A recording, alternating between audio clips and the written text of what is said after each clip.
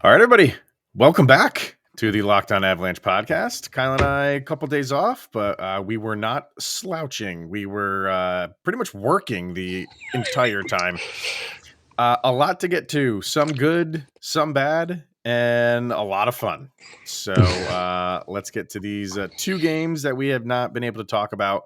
And Kyle meeting in the flesh a former Colorado Avalanche. We'll leave it at that.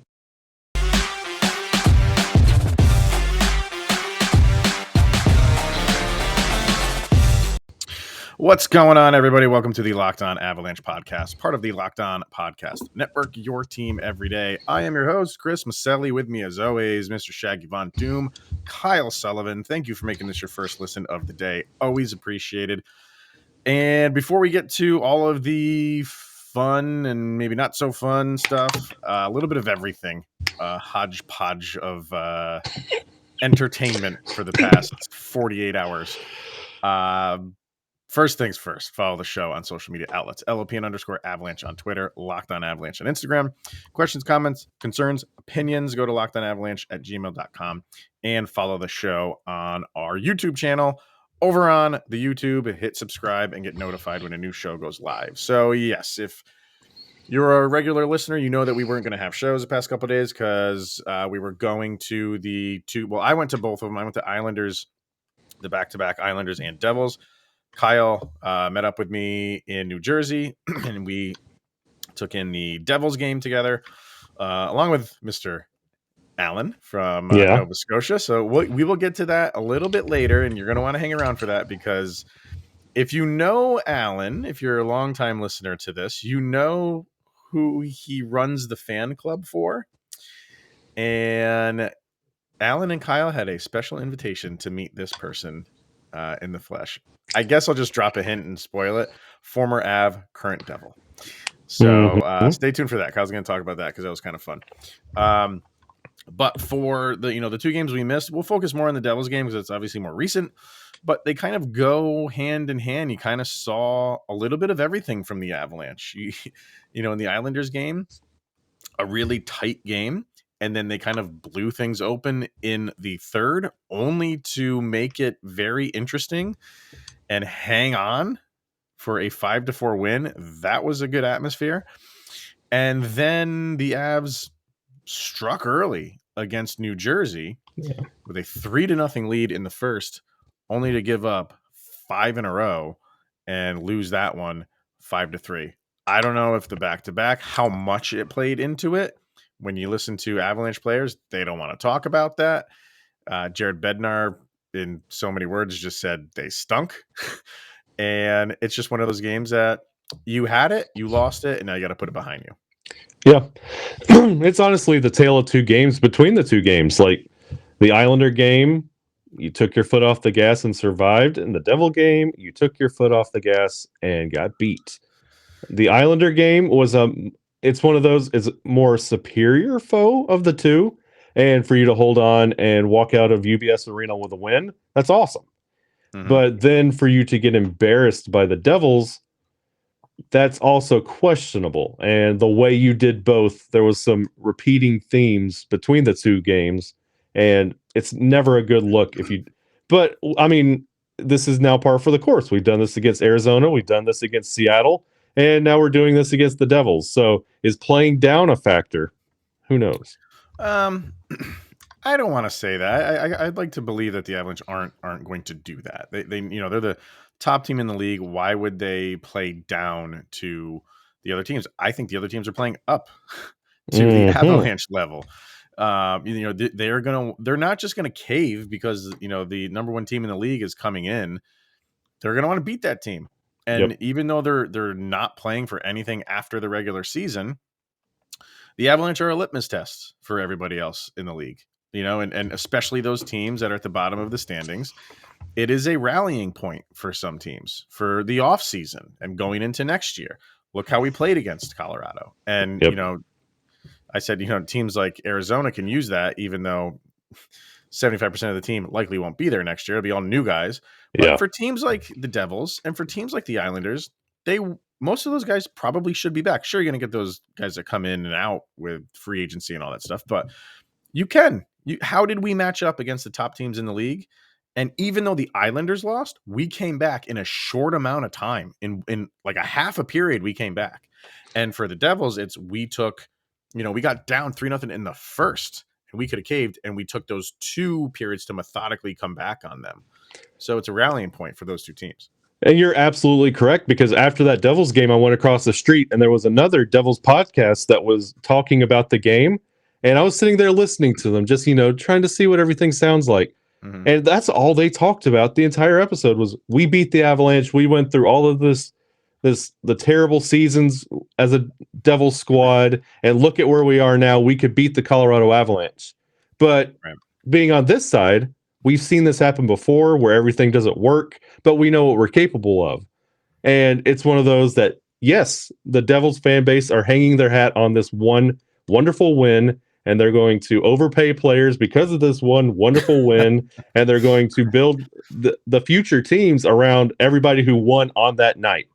The Avalanche, we're just like, okay, whatever. We're still 30 points up on everybody else. We'll focus on Carolina and go on about it. But yeah, you're absolutely correct. Games like that against Arizona and New Jersey, when they win those games, they talk about them. We just kind of wash our hands and go on to the next one like the machine we are. And you have to. Like, you got a day off, and now you're playing Carolina. Yep. And, that's a game that, much like the Calgary game, how everybody's like, oh, that's a Western Conference final matchup. People are going to be saying, is this a Stanley Cup matchup? And with that in mind, they're going to be like nitpicking this game apart, fairly or unfairly. But for the Avs, it was you're playing a back-to-back against 2 teams that you should beat. Mm-hmm. And back-to-backs are a thing. It's not every single team has them throughout the season. It's not exclusive to the Avalanche. And I was feeling pretty good. Back-to-backs are tough. And our seats were like right in front of, we were sitting. Your seats were directly in front of ours. Mm-hmm. I was with a buddy of mine. And when they're doing the intros, I lean forward to you and I'm like, we are going to smoke these guys. I just felt like I'm watching the player introductions and I'm like, there's no way that they can hang. And I wasn't really thinking like, well, it is a back-to-back. You do get tired. I'm not using that as an excuse. Even in tired Avalanche club should still have beaten that team. Yeah. And when they got off to a 3-goal lead, I don't know, man. I just felt good. And as tired, and not in the sense of like, they're falling asleep on the ice. It's just you have tired legs. Your body is tired. You should still be able to hold down a 3-goal lead. Yeah. Against this team with Darcy Kemper in net. And people want to say what they want to say about him, but and it was a epic fail on all accounts. It wasn't just him. I don't know. I don't like how that game ended, and how it ended. You had a power play, and the power play was looking good. It was. It was looking really. It was 2 for 3 at that point when Nazem Kadri brought a tripping penalty, I think it was. So now there's like 3 minutes and change left. You're going to get a 6-on-4 because you got to pull the goalie. And Nathan McKinnon, love you, dude. But he kind of fiddles with that puck a little too much for my liking. And who am I to tell him to stop doing that? Because he's one of the greatest players on the planet. But when you have a 6-on-4, do you really need to be puck handling like that when you have 2 extra guys on the ice and you can just maneuver the puck around? I don't know. Well, when you're talking about Nathan McKinnon and his puck handling skills, you got to think about it. You're talking about the tired aspect, something that doesn't really get talked about. And the third and the fourth lines aren't scoring. And Jared Bednar knows this. And if you're double shifting your top 2 lines all the time, we've talked about this numerous times, you're going to wear out your lines.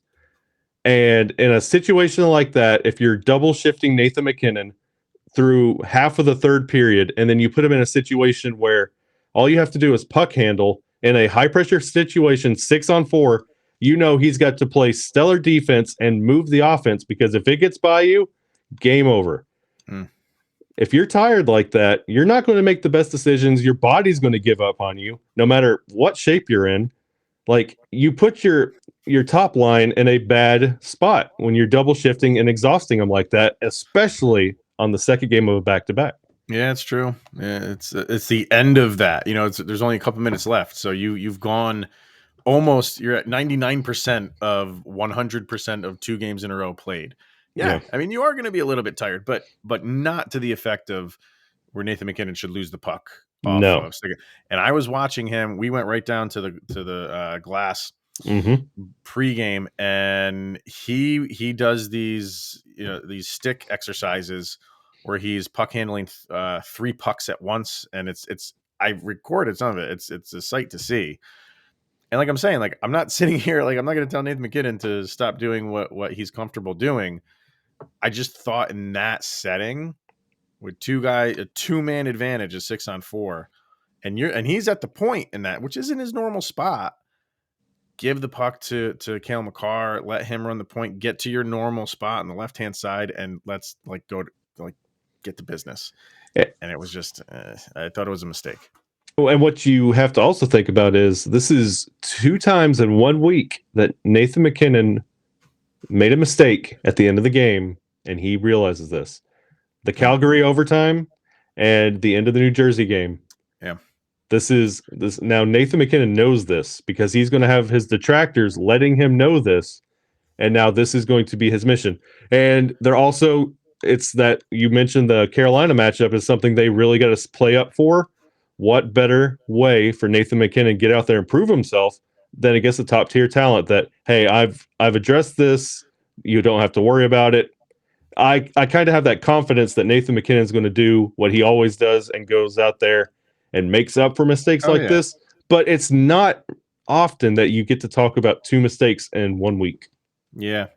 And he's harder on himself than anybody else. So I do look forward to, they don't want to, go into Carolina after coming off a loss on the East Coast. And I think this is the last game on the East Coast, right? Do they have? I think they go back. One more. They go back after Carolina, I believe. So they're going you want to end play Calgary at home. That's the next game. Okay.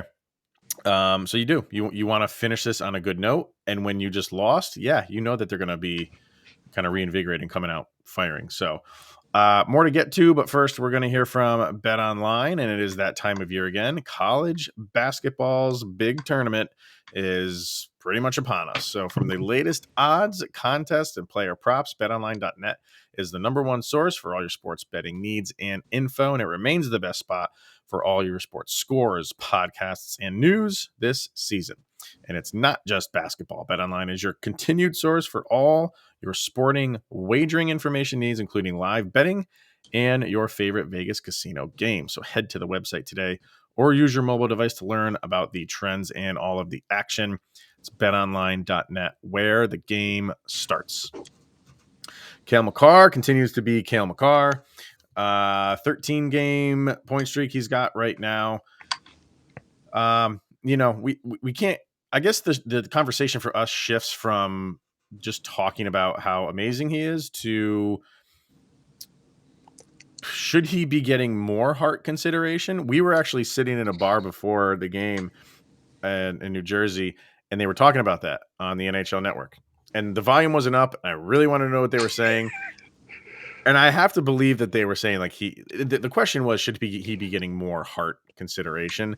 To me, it's an absolute yes. I'm not saying he should win it. I think it would be a very good vote and a very tight vote. But I don't like the fact that he's not in the conversation as much as he should be. And this is just how many things can we keep piling up that this guy is doing? And if he's not in the Hart consideration, what else can he possibly do? I'm getting tired of people saying like, well, if he continues that, he's been continuing it. Yeah. We're into March, and he's basically done everything that everybody's asking him to do, and then some, and he's still not in the Hart consideration. So it's mind blowing to me, and it's baffling. It's got to be rough to go into that locker room too and ask a coach that's not getting awards or a GM that's not getting awards about what else do you have to do to get consideration for an award. Yeah, I know. And he'll likely win the Norris, and that's the problem. Is it's like, that's their MVP award. It's like, no, it's not. No. That's a positional MVP award. This is, league wide, all players accounted for MVP. So it's, I don't know. And It when is. they talk about should Cale Makar win the Hart, and they talk about the last defenseman to win the Hart, are also the players that you're constantly comparing Cale Makar to on a night in, night out basis. Mm, Like you're comparing him to Hall of Fame talent, and he hasn't cooled off. Like no. he's continuing this, and seeing him firsthand live, seeing that speed and just how Mm, like television doesn't do it justice. Like yeah. he's a freak. It's just it's mind blowing, and He, for him not to get considered is also head scratching. But this can't last for long. well, on one hand, like I am kind of happy that Igor Shesterkin on the Rangers is getting a lot of notoriety for the Hart, Mm-hmm. deservedly so. So it's like, there we go. It's usually always forwards. Yeah, And now that we have a goalie in the mix, and it's like, okay, well, why is the Vesna not for the goalies? Like, you can't have that exactly. same argument. You can't say it's Vesna's for the goalies, but then include Shesterkin, and then say, Norris is for the defenseman. Don't include Cale Makar in the Hart. You can't have, you're talking on both sides of your mouth. But Shesterkin should be in there. He Yeah, should be in, and he is, and he probably will be in the end. He has a very, very good shot to win it this year. yeah, And to me, it's just like, I'm tired of, look, Connor McDavid is the greatest player on the planet, and I'm tired of him getting all of the accolades just based on stats. yeah, If he's the MVP, his team should be much higher than they are. I'm sorry. yeah, It's just how I feel. He will continue to be the greatest player on the planet. But MVP is more than just stats. And you're looking at guys like Shesterkin, and you're looking at, Makar. His stats are what they are, but watch him play. yeah, Insanely valuable, if we're going to use the verbiage, to his team. yeah. So I don't know. We'll And see. he contributing on a team that you kind of look at talent everywhere else. You look at that top line, and you talk about the hot goalies when they're going on their streaks and shutouts. He kind of gets lost in the shuffle. But if you watch a game wire to wire and you see the things that don't get tracked on the stat sheet, Cale Makar is just, I mean, he stands out. And Mm. we've talked about it before, the positionless hockey. He's everywhere. When he hits the ice, you notice. Yeah, definitely. Yep. So I don't know. I just wanted to rant on that for a little bit, but getting back to these, the last two games you had, Andre Burakovsky. We didn't think he was going to play the second game, and he did. Mm-hmm. Came out, and I don't. Did he get a point in the Devils game? I I'm don't. looking right now. He did not, because you had McKinnon with Landeskog and Rantanen. You had Rantanen with McKinnon and Makar. Then you had Makar with Taves and McKinnon, and that was it. So no. So his point streak came to an end. But He's hitting the net. He's hitting the net. Like, which is key. That is key. and I thought that was incredible. So How you said in the beginning, tale of two games. I think nothing says that more than the shots on goal. yeah. The Avalanche with 40. I think they had 49. I don't know if they hit 50 against the Islanders. Yeah. Um, Yeah. and then it was essentially flipped. Devils had 43 shots on net against the Avalanche. That can't happen. It can't happen when your defense is breaking down. Your goalie is not. It's tough to see when you're live watching, and especially the seats we had were kind of like right on the side of the goalie. If he's like having a tough time like tracking the puck or anything, like Mhm. you get a little bit of better viewpoint on that watching on television. So I don't know if that was a problem for him, just tracking, but for whatever reason, just it once it went south, it was just a catastrophic failure.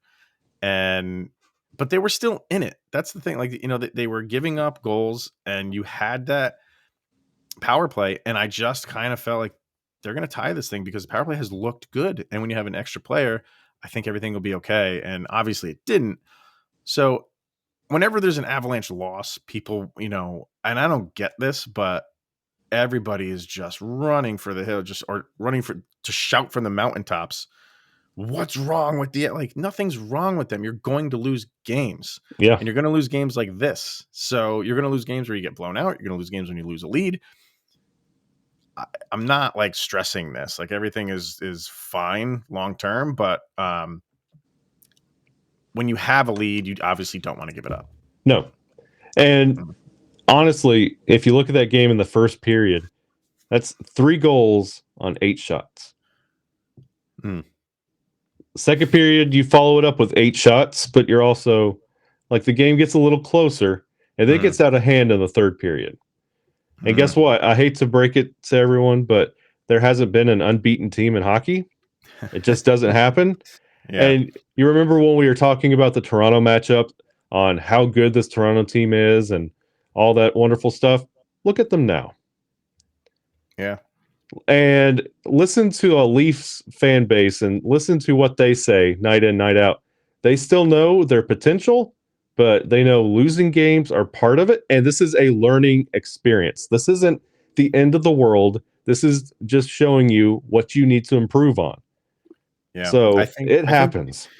I think January just spoiled a lot of Avalanche fans. You know, going through that, and then me included.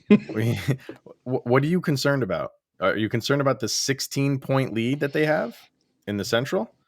What do they have over? Yeah, let me get to the conference. Does everybody? Do you remember? You remember when we were the second fastest franchise to hit 40 wins?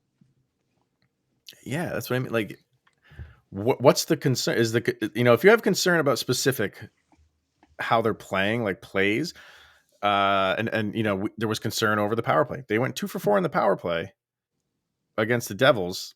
If nothing, if they were able to keep the puck and keep possession of the puck, maybe they're 3 for 4. Yeah, I don't know. So all of the things that we've been saying, like, oh, this is a concern. Andrei Burakovsky, he's gone on a nice run. The power play has looked a lot better. Remember in January when the penalty kill was a problem? Penalty kill got great for March and February, January and February into March. Yeah. So nothing has, and even Darcy Kemper didn't start the season that well. He started playing well. Now he's regressed a little bit, but all of these problems that we have all throughout the season have not lingered from October to now. They linger for a couple games, maybe a couple weeks, but they all get corrected. Now there are, like the depth and stuff like that. I'll grant you that depth is a problem, but it's not a sweeping thing where we should have all of these concerns because the Avs lose a couple games. It's going to happen. And I mean, Timothy Comfort scored against the Islanders, and Berkey has been scoring. Granted, Jost played under 10 minutes against the Devils, and that's a problem, but the depth is starting to show up a little bit. Didn't show up in the Devils game, but in the Islanders game, they were there.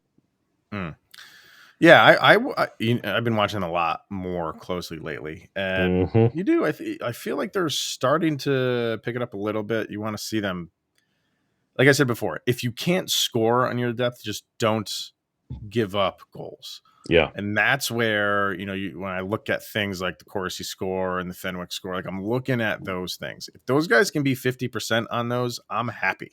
Yeah. But it's when it's so that means they're getting as many shots on net as they are giving up.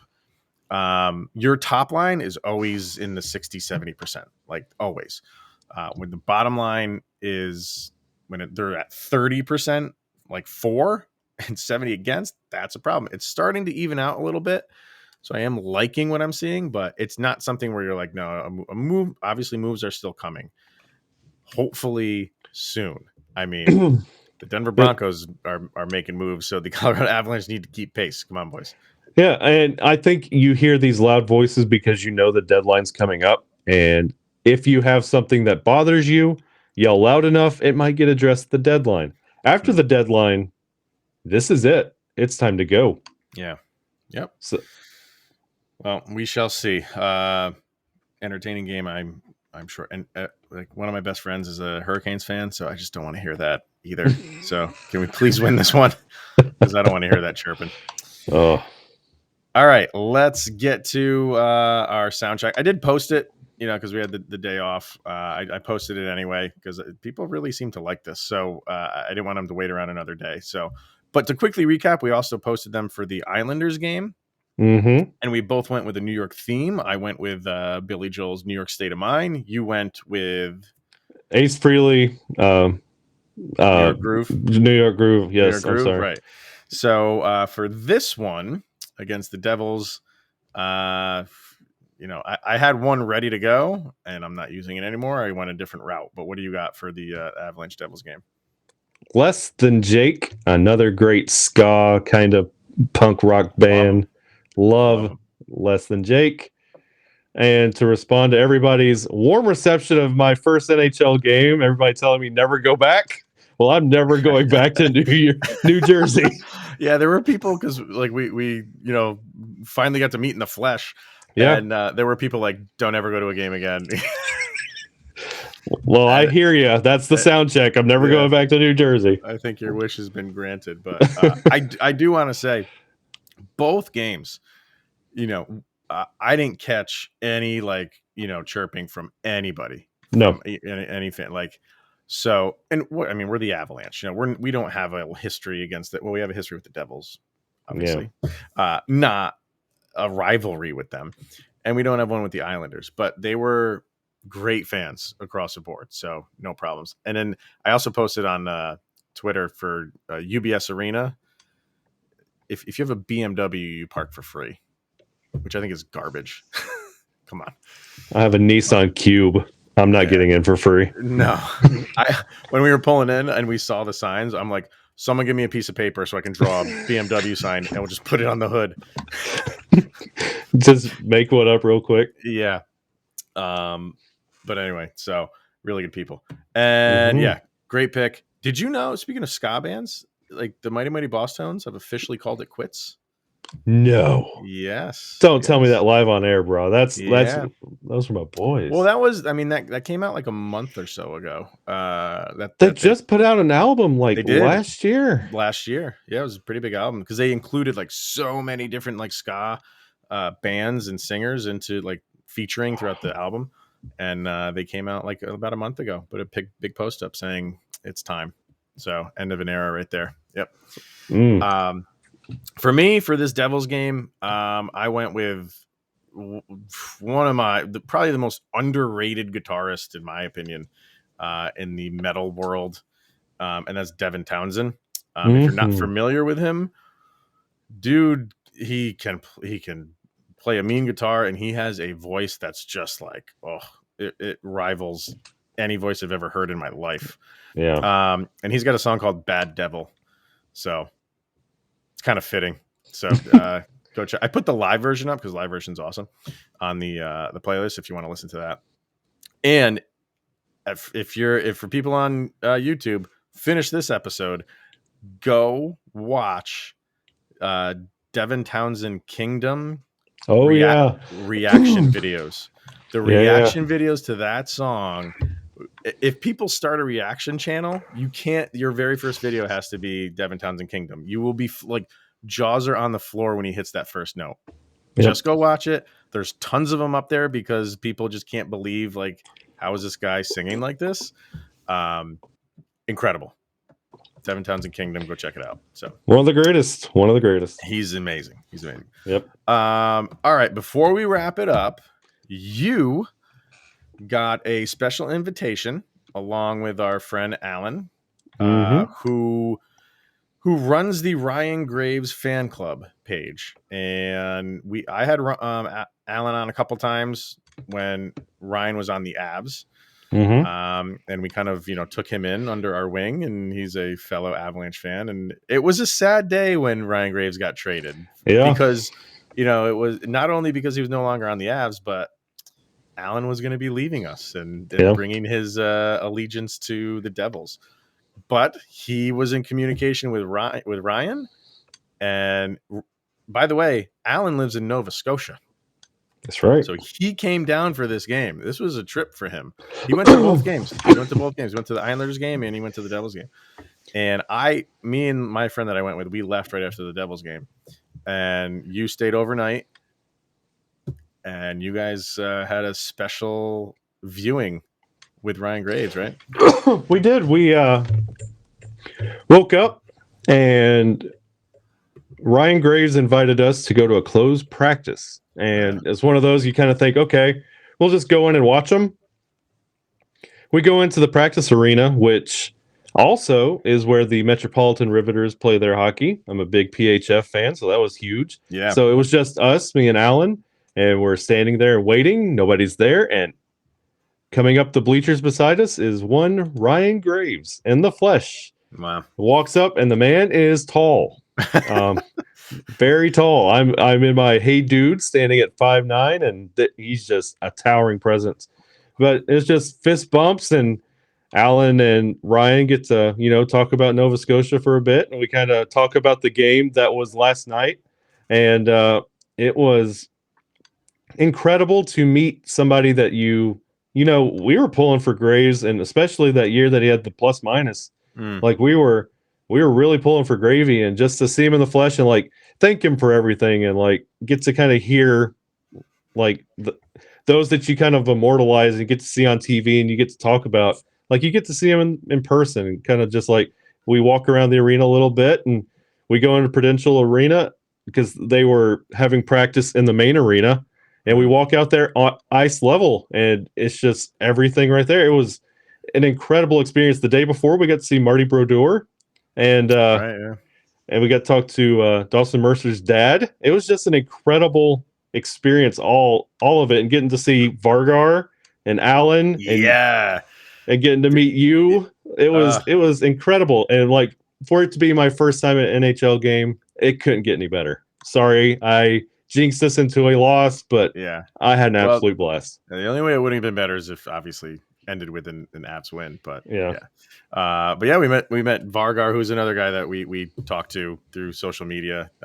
He lives in that area, so he went to both games. So it was it was a lot of fun. So I can't imagine what it was like when you're in there and it's empty, and you're like, man, like 12 hours ago, this place was, well, I don't want to say packed. This place was 50% packed last night, and we were watching a game here.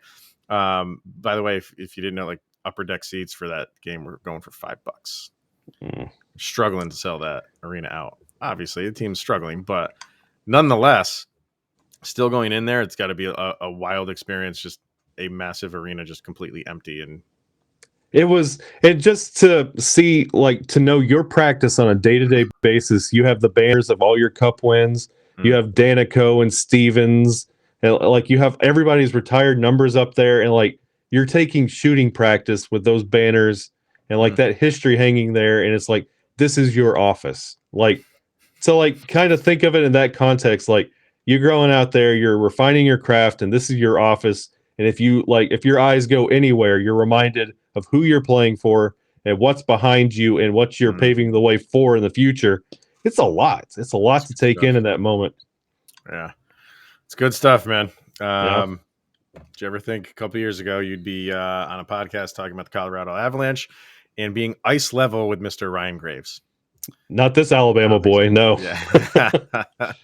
So, yeah. Overall, a lot of fun past couple days. So, 1 for 1 for me anyway. One win, one loss. What are you going to do? And I did put out there like that. This is the second time of all the games I've gone to. I go to a lot of Avalanche games. This is only the second time they've lost. They lost once to the Rangers, went to MSG, and then they lost this one. That was it. So they played pretty well when I was there, and it was looking pretty good after one, but wasn't meant to be. Hey, I got to get a Nas goal, so yeah. Well, what? No, that it didn't go to him. Remember? That's right. And we thought did they ever take it back? I'm still right on NHL right now. It's still McKinnon. Nope. Okay. So yeah, I at least got to see him in person. Yeah, and we were close. We were right down there. So yeah, it was good stuff. So we're back. We're back to our normal schedule.